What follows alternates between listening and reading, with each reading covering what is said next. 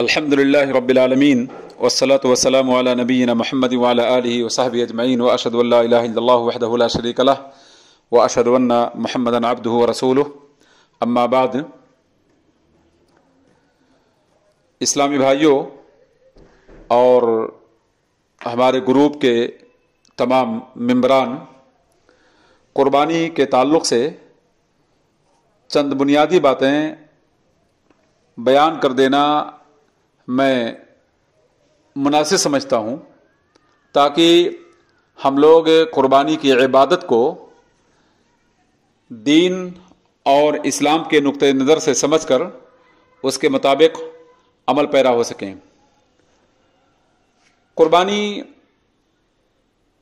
का मकसद क्या है इस सिलसिले में और उसके फ़ायदे क्या हैं, इस सिलसिले में अगर हम कुरानी आयात का और अहादीस रसूल का जायज़ा लें तो हमें कुर्बानी के बहुत सारे मकासिद और बहुत सारे फ़वाइद समझ में आएंगे।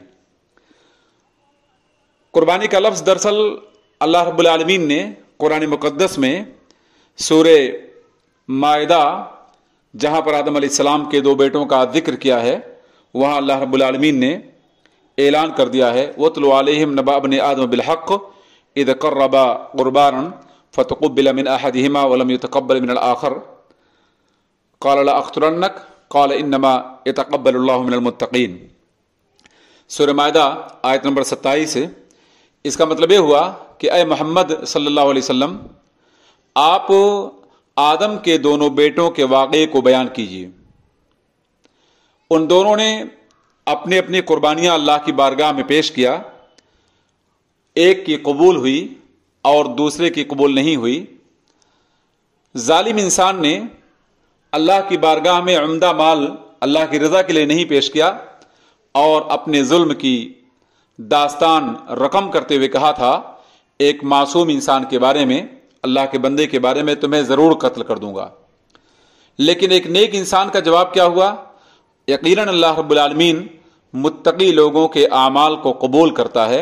यहाँ से जुल्म और इंसाफ के माबैन वाज़ेह फ़र्क समझ में आया कि जालिम ने एक बेकसूर इंसान को कत्ल करने की धमकी दी अपने भाई को, लेकिन मजलूम इंसान, नेक इंसान, मुहसिन इंसान ने, जिसके दिल में अल्लाह का तकवा था, उसने साफ तौर पे कहा कि अल्लाह रब्बुल आलमीन मुत्तकियों के अमल को कबूल करता है। तो पता है चला कि यह कुर्बानी यकीनी तौर पर तकवा की दावत देती है, इससे इंसान मुत्तकी बनता है। और कुर्बानी पेश करने का मतलब ये है कि इंसान अपने दिल में अल्लाह रब्बुल आलमीन का तकवा पेश कर ले। कुर्बानी दरअसल इंसानों के मिजाज के मुताबिक नहीं, हमारी चाहत के मुताबिक नहीं, बल्कि अल्लाह रब्बुल आलमीन का हुक्म है। और अल्लाह रब्बुल आलमीन ने अपने हुक्म को बजा लाने के लिए, उसकी तामील के लिए हम इंसानों को पैदा किया है। अल्लाह रब्बुल आलमीन ने इस सिलसिले में ऐलान किया, वाज़िन फिन्नास बिलहज्ज यातूका रिजालन व अला कुल्लि ज़ामिर यातीना मिन कुल्लि फज्जिन अमीक़ लियशहदू मनाफ़िअ लहुम व यज़कुरू स्मल्लाहि अला फ़ी अय्यामिन मालूमात अला मा रज़क़हुम मिन बहीमतिल अनआम फ़कुलू मिनहा व अतइमुल बाइसल फ़क़ीर। ये सूरह हज आयत नंबर 27 और 28। इन दोनों आयत का मतलब ये हुआ कि ऐ नबी, लोगों में हज का ऐलान कर दो। लोग हज की अदायगी के लिए पाप्यादा सवार होकर हर तरह से आएंगे, दुबले कमजोर ऊँटों पर और फरबा ऊँटों पर भी सवार होकर यहाँ पहुँचेंगे। ये उस दौर की बात है जब सवारियाँ मौजूद नहीं थीं, और आज जो सवारियाँ अल्लाह रब्बुल आलमीन ने फराहम कर दिया है, उन पर लोग सवार होकर हज के लिए जाते हैं। बहरसूरत अल्लाह रब्बुल आलमीन ने कहा कि हज के लिए जो उनकी आमद होगी, उस आमद में अपने मुनाफे को, अपने फ़ायदे को वो महसूस करेंगे और अल्लाह रब्बुल आलमीन का जिक्र करेंगे चंद मालूम अय्याम में। यहाँ पर मालूम अय्याम से मुराद बाज़ मुफस्सिरीन के तफसीर के मुताबिक अशरे दिलहिज्जा हैं। तो बहरहाल अल्लाह रब्बुल आलमीन का जिक्र वो इसलिए करेंगे कि अल्लाह रब्बुल आलमीन ने उन्हें चौपाया बतौर रिस्क दिया है। तो पता है चला कि कुर्बानी का यह अमल रिस्क है, रोजगार फराहम करना है और इंसानों को मईशत से जोड़ना है। इसीलिए अल्लाह रब्बुल आलमीन ने कहा, फ़कुलू मिनहा व अतइमुल बाइसल फ़क़ीर, खुद उन चौपायों को खाएंगे और मिस्कीन को, फ़कीर को भी खिलाएंगे। तो पता है चला कि यह कुर्बानी दरअसल एहसान की तालीम देती है, اور یہ قربانی دراصل غریبوں اور محتاجوں کی خبرگیری کی تعلیم دیتی ہے کہ انسان فقیر کو، مسکین کو، کمزور ناتواں لوگوں پر رحم کرے، ان کے ساتھ احسان کرے، ان کے ساتھ بہتر سلوک کرے۔ یہ تمام قربانی کا بنیادی مقصد ہے۔ اللہ رب العالمین نے اسی طرح سے قربانی کے بارے میں کہا وَلِكُلِّ أُمَّةٍ جَعَلْنَا مَنسَكًا لِيَذْكُرُوا اسْمَ اللَّهِ عَلَىٰ مَا رَزَقَهُم مِّن بَهِيمَةِ الْأَنْعَامِ، کہ ہم نے ہر امت کے لیے قربانی کے طریقے متعین کر رکھے ہیں۔ اس سے پتہ چلا کہ قربانی صرف اسلام میں نہیں بلکہ اسلام سے پہلے بہت سارے ادیان کے ماننے والے قربانی اپنے طریقے پر پیش کیا کرتے تھے، لیکن اسلامی قربانی کا فائدہ یہ ہے کہ اللہ رب العالمین کا نام بار بار ذکر کیا جائے، اس کی عظمت کو بیان کیا جائے، کیونکہ اللہ رب العالمین نے انسانوں کو بہیمۃ الانعام، اونٹ ہے، گائے ہے، بھیڑ ہے، دمبا ہے، بکری ہے، یہ تمام پاکیزہ جانور اللہ رب العالمین نے انسانوں کو رزق کے طور پر دے رکھا ہے، لہذا اللہ رب العالمین کا شکر بجا لایا جائے۔ پتہ چلا کہ قربانی کا ایک مقصد اللہ رب العالمین کا شکر بجا لانا بھی ہے، جیسا کہ خود اللہ رب العالمین نے ایک اور آیت کریمہ میں اس بات کو بیان کیا، وہ میں آپ کے سامنے پیش کر رہا ہوں۔ تو اللہ رب العالمین کا فَإِلَٰهُكُمْ إِلَٰهٌ وَاحِدٌ فَلَهُ أَسْلِمُوا وَبَشِّرِ الْمُخْبِتِينَ۔ تو حج کا عمل ہو یا قربانی کا عمل ہو، یہ تمام کی تمام چیزیں ہمیں اس بات کا پیغام دیتی ہیں کہ ہمارا معبود صرف ایک ہی ہے، اسی معبود کے سامنے اپنے آپ کو سرنگوں کیا جائے، اپنے آپ کو سلنڈر کیا جائے اور اسی کی اطاعت کا دم بھرا جائے، اور نبی شکر گزاروں کو بشارت دینے والے بنا کر بھیجے گئے ہیں۔ بہر صورت یہ آیت کریمہ بھی سورہ حج کی 34 نمبر آیت ہے۔ آئیے ذرا سورہ حج کی 36 نمبر آیت کو اس سے غور کیا جائے۔ اللہ نے کہا وَالْبُدْنَ جَعَلْنَاهَا لَكُم مِّن شَعَائِرِ اللَّهِ لَكُم فِيهَا خَيْرٌ۔ اس کا مطلب یہ ہوا کہ قربانی کے اونٹ کو اللہ رب العالمین نے تمہارے لیے علامات کے طور پر بنا رکھا ہے۔ تو گویا یہ شعائر ہیں، شعیرہ ہے، علامت ہے، سمبل ہے، ایک پہچان ہے اللہ کے بندوں کی۔ تو اللہ رب العالمین نے اسی قربانی کے بارے میں کہا لَكُم فِيهَا خَيْرٌ، اس قربانی کے جانوروں میں تمہارے لیے بہت سارے بھلائی ہے۔ تو اس بھلائی کا مفاد یہ ہونا چاہیے کہ تم اللہ رب العالمین کے نام کا ذکر کرو جب وہ جانور کھڑے ہوں، یا جب ان کو نہر کرنے کے بعد زمین پہ لیٹ جائیں، اور پھر تم انہیں کھاؤ اور اپنے دوستوں کو کھلاؤ، محتاجوں کو کھلاؤ۔ یہ تمام قربانی کا بنیادی مقصد ہوا کرتا ہے۔ آئیے ذرا ایک سوال پہ غور کیا جائے، جس سوال کو عام طور پہ آج بہت سے لوگ پیش کرتے ہیں۔ وہ سوال یہ ہے کہ کیا قربانی کا مقصد خون بہانا ہے؟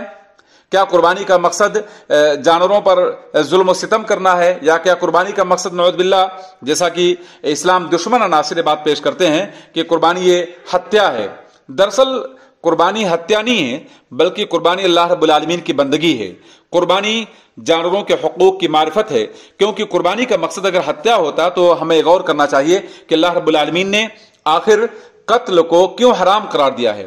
اس سلسلے میں اگر آپ غور کریں تو خون اڈیلنا، قتل و غارت گری، یہ بہت بڑا جرم ہے۔ اسلامی تعلیمات کی روشنی میں اللہ کے رسول صلی اللہ علیہ وسلم نے اس سلسلے میں اپنی واضح احادیث میں صاف طور پہ اعلان کر دیا ہے، جیسا کہ عبد الرحمن بن عثمان رضی اللہ عنہ سے مروی حدیث میں ہے کہ ایک ڈاکٹر نے اللہ کے رسول صلی اللہ علیہ وسلم سے میڈک کو قتل کرنے کے سلسلے میں سوال کیا تو تاکہ دوا بنا سکیں وہ، تو اللہ کے رسول صلی اللہ علیہ وسلم نے میڈک کو قتل کرنے سے منع کر دیا۔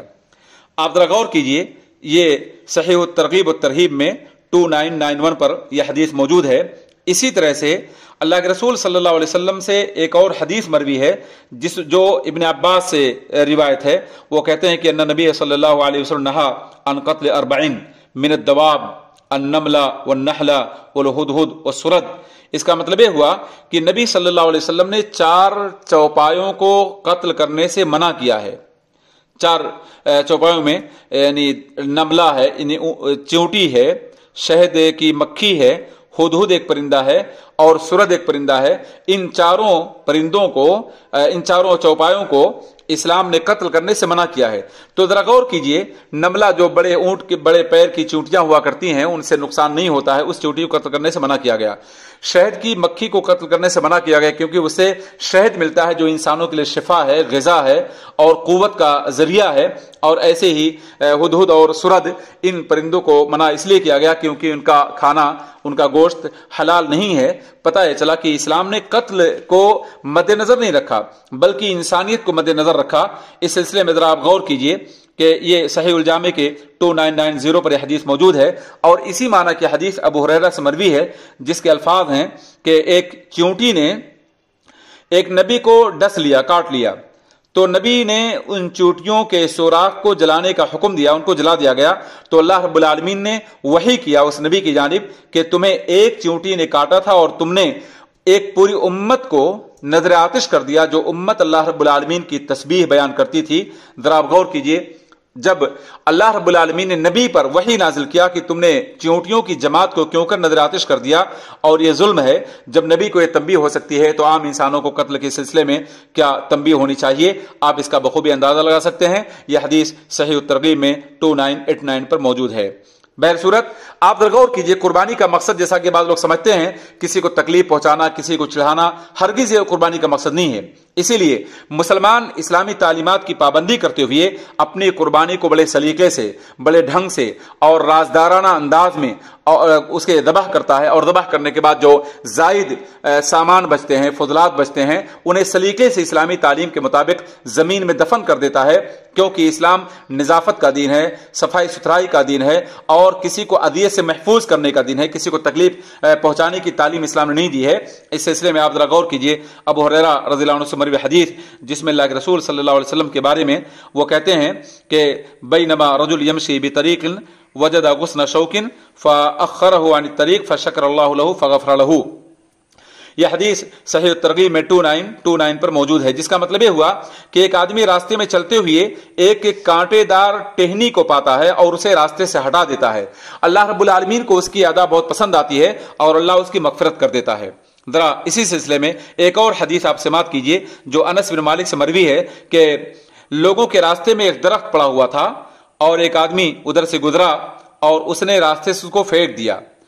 اللہ کے رسول صلی اللہ علیہ وسلم نے اس آدمی کے بارے میں بشارت دیا، فَلَقَدْ رَأَيْتُ يَتَقَلَّبُ فِي ظِلِّهَا فِي الْجَنَّةِ، میں نے اس آدمی کو دیکھا کہ اس لکڑی یا اس ٹہنی کے سائے میں جنت کی نعمتیں اسے میسر ہیں، وہ جنت میں نعمتوں سے لطف اندوز ہے۔ یہ حدیث بھی میرے بھائیو صحیح الجامع میں 2977 پر موجود ہے۔ بہر صورت میرا عرض کرنے کا مطلب یہ ہوا کہ وہ اسلام جس نے بار بار قتل کرنے سے منع کیا، اور جس اسلام کی بنیادی تعلیم یہ ہے کہ سب سے پہلے قیامت کے روز اللہ رب العالمین خون کے بارے میں فیصلہ کرے گا، اور اس نبی کی تعلیم کا ماحصل یہ ہے کہ اللہ کے رسول صلی اللہ علیہ وسلم نے کسی انسان کو خوف زدہ کرنے سے منع کیا، کسی انسان پر اسلحہ اٹھانے سے منع کیا، کسی جاندار چیز کو نشانہ بنانے سے منع کیا، اور ایسی چیز کو قتل کرنے سختی سے منع کر دیا جس چیز کے قتل کرنے میں انسان کا فائدہ نہ ہو، چاہے وہ پرندہ ہو، وہ کیڑے مکوڑے ہوں، بلکہ مودی جانوروں کو قتل کرنے کا اللہ کے رسول نے حکم دیا۔ مثلا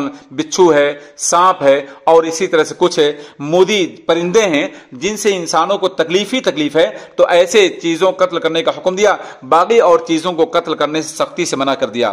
اللہ کے رسول صلی اللہ علیہ وسلم سے ایک روایت کرتے ہیں نعمان بن بشیر کہ ایک آدمی راستے سے گزر رہا تھا اور اللہ کے رسول صلی اللہ علیہ وسلم کے ساتھ صحابہ کرام تھے۔ ایک آدمی اپنی اونٹنی پر سو گیا، دوسرے آدمی نے اپنی کمان سے تیر نکالا اور اس آدمی کی جانب گویا اس نے متوجہ کرنا چاہا۔ وہ سویا ہوا آدمی جس کو اونگ آئی تھی بیدار ہوا اور ڈر گیا۔ جب نبی صلی اللہ علیہ وسلم اسے دیکھا تو آپ نے جو اعلان کیا تھا وہ آج کی انسانیت کے لیے بہت عظیم درس ہے۔ وہ اعلان کیا تھا، لا يحل لرجل ان يروع مسلما، صحیح الترغیب کی یہ حدیث ہے 2806 پر، جس کا مطلب یہ ہوا کہ کسی بھی انسان کے لیے حلال نہیں کہ وہ کسی مسلمان کو خوف زدہ کرے۔ اور اللہ کے رسول صلی اللہ علیہ وسلم نے اسی معنی کے اور بہت ساری احادیث بیان کی ہیں، جن احادیث کا مفاد یہ ہے کہ کسی بھی انسان کے لیے قطعی طور پہ جائز نہیں ہے کہ کسی انسان کو لکڑی سے، اسلحے سے یا کسی بھی چیز سے خوفزدہ کرے۔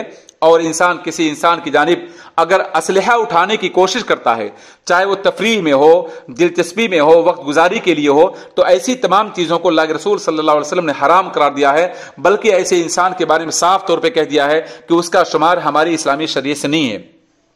آپ ذرا غور کیجئے، اسلام نے قتل نفس کو حرام قرار دیا، اور قتل نفس کے بارے میں بہت صاف اعلان اسلام نے کیا ہے۔ عبداللہ بن عمر کی حدیث کے مطابق اللہ کے رسول صلی اللہ علیہ وسلم نے کہا، لزوال الدنیا اہون علی اللہ من قتل رجل المسلمین۔ یہ حدیث صحیح الترغیب میں 2439 پر دیکھی جا سکتی ہے، جس کا مطلب ہے دنیا کا زائل ہو جانا، ختم اور فنا ہو جانا اللہ کے لیے زیادہ آسان ہے بنسبت کسی مسلمان کے قتل کیے جانے سے۔ تو ذرا آپ غور کیجئے، اتنے عظیم تعلیم اسلام نے دیا ہے، اور اسلام نے صرف نہیں کسی تعلیم پر اکتفا کیا، بلکہ اسلام نے کسی ایسے شخص کو قتل کرنے کی سخت وعید سنائی ہے جو انسان کسی انسان کو قتل کرے. مثلا کوئی کافر ہے اگر اسلام ملک میں معاہدے کے طور پر رہتا ہے یا جزیہ ادا کر کے رہتا ہے یا اس کے ساتھ ایمبیسی کا کوئی معاملہ ہے تو ایسے انسان کو رسوا کرنا، اسے قتل کرنا، اس کو تکلیف پہنچانا سخت گناہ اسلام میں شمار کیا گیا ہے. عبداللہ بن عمرو بن العاص کے حدیث میں نبی کا فرمان ہے من قتل معاہدا لم یرح رائحۃ الجنہ، جو شخص کسی ایسے انسان کو قتل کرنے کی کوشش کرے جس سے عہد و پیمان ہے تو ایسا انسان جنت کی خوشبو نہیں پائے گا، حالانکہ جنت کی خوشبو بہت دور سے پائی جاتی ہے. اور اسلام نے صرف یہ نہیں کہ یعنی دوسروں کو قتل کرنے سے منع کیا بلکہ انسان نے خود کسی بھی انسان کو اپنے نفس کو قتل کرنے سے سختی سے منع کیا ہے. اللہ کے رسول صلی اللہ علیہ وسلم نے کہا، ابو ہریرہ کی روایت کے مطابق من حسا سمن فسمہ فی یدی یتحساہ فی نار جہنم، جس کا مطلب یہ ہوا جو شخص اپنے آپ کو زہر کھا کر مار ڈالے یا زہر سونک کر مار ڈالے تو اس کا زہر اس کے ہاتھ میں رہے گا، جہنم میں اس زہر سے اس کو تکلیف پہنچائی جائے گی، اسے سونکتا اٹھایا جائے گا. یہ تمام احادیث اس بات کی دلیل ہیں کہ انسان نے نفس کی، جان کی، خون کی حفاظت کی ہے جا بجا اور تمام حیوانات کے ساتھ رحمت اور شفقت کا معاملہ کیا ہے. بلکہ اسلام نے صاف طور پہ اس بات کو بھی بیان کر دیا ہے کہ جو جانور یا جن پرندوں کا گوشت انسان کے فائدے میں آتا ہے، انسان کو بزنس دیتا ہے، انسان کو روزگار دیتا ہے، انسان کو غذا دیتا ہے اور جس کا ذبح کرنا عبادت قرار دیا گیا ہے، ایسے تمام حلال جانوروں کو ذبح کرنے کے لیے بھی اسلام احسان کی تعلیم دیتا ہے. اللہ کے رسول صلی اللہ علیہ وسلم نے کہا کہ اللہ رب العالمین نے احسان کو تمام چیزوں پر فرض قرار دیا ہے. جب تم کسی جانور کو ذبح کرنا چاہو ضرورت کے تحت تو اس کو ذبح کرنے کے لیے تم اپنے ہتھیار کو تیز رکھو. اسلام کی تعلیم یہ بھی ہے کسی جانور کے سامنے اسلحے تیز نہ کیے جائیں، کسی جانور کے سامنے دوسرے جانور کو ذبح نہ کیا جائے. اسلام کی تعلیم یہ بھی ہے کہ جانور کو ذبح کرنے سے پہلے اسے آرام پہنچایا جائے، اس کے ساتھ احسان کیا جائے. بہر صورت میرے بھائیوں، پتہ یہ چلا کہ قربانی کا بنیادی مقصد اللہ کی بندگی کو بجا لانا ہے، اللہ کا تقوی اختیار کرنا ہے، انسانیت کو سیکھنا ہے، احسان کو سیکھنا ہے، روزگار کے مواقع فراہم کرنا ہے، لوگوں کے ساتھ حسن سلوک کرنا ہے. یہ تمام کا تمام بنیادی مقصد قربانی کا ہے. قربانی کا مقصد قتل، خونریزی اور حیوانوں کے ساتھ برا سلوک قطعی نہیں ہے، جیسا کہ اسلام دشمن عناصر یہ بات پیش کرنے کی کوشش کرتے ہیں. اللہ سے دعا ہے کہ اللہ رب العالمین ہم مسلمانوں کو صحیح طور پہ قربانی کے مقاصد کو سمجھ کر اسے انجام دینے کی توفیق دے. اللہ تعالی ہماری عبادات کو قبول کرے. والسلام علیکم ورحمۃ اللہ وبرکاتہ.